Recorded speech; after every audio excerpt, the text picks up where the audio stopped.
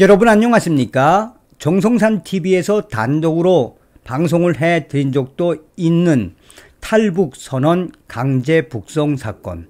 당시에 대한민국에 살겠다고 탈북을 했던 탈북선언 그 2명이 나이는 어떻게 되며 북한의 어느 지역에 살고 있으며 또한 당시에 영양실조에 걸려 군대도 못 갔다 온 청년들.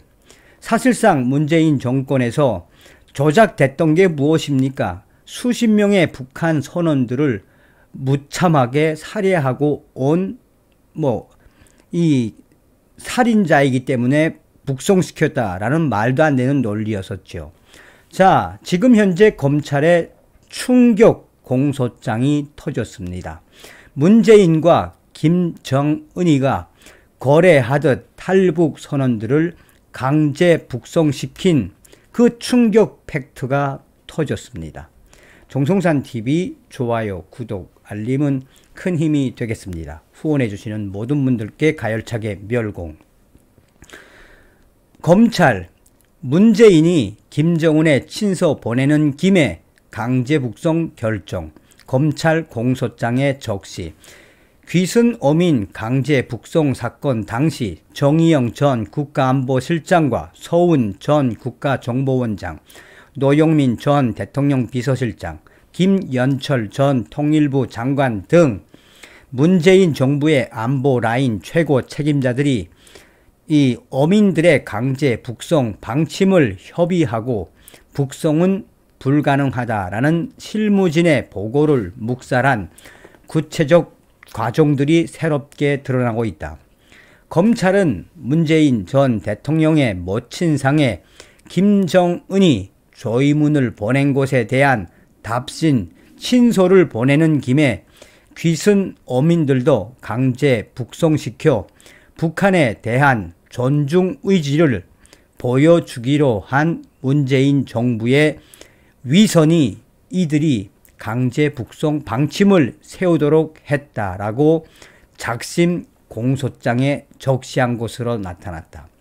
사실상 문재인 전 정권 관계자들 북한의 김정은과 거래하듯 강제 북송을 시켰다는 충격적인 이 검찰 공소장.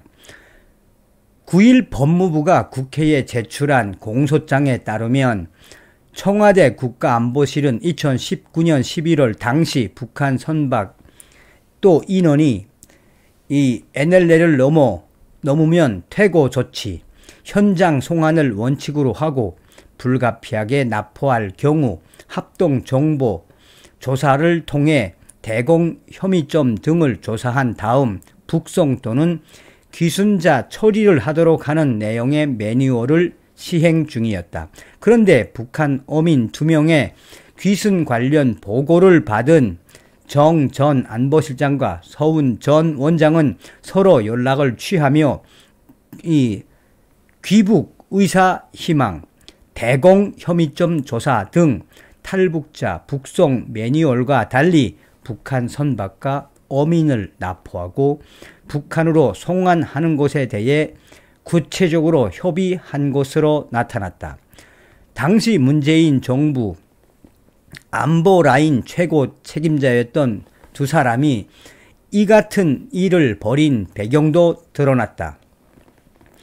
충격적인 공소장 내용에는 김정은은 문재인 전 대통령이 모친상 중이었던 2019년 10월 30일 조의문을 보냈는데 북한 어민 귀순 사건이 발생한 불과 사흘 전이었다는 것이다.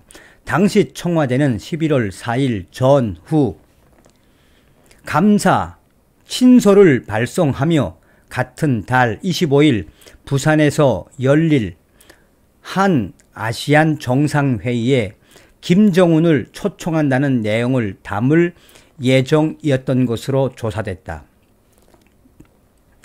정 전 실장 등은 친서를 보내는 김에 귀순 어민들까지 강제 북송해 북한과의 화해와 협력을 위해 노력하고 있고 북한 김정은 존중 의사를 표시했다는 것이 검찰의 판단이다. 이들은 2019년 10월 29일 북한 어선 한 척이 북한 함경북도 김체강에서 도주해 북한 함선의 추격을 피해 동해상으로 도주 중이라는 군 정보부대의 첩보를 보고 받았다고도 한다.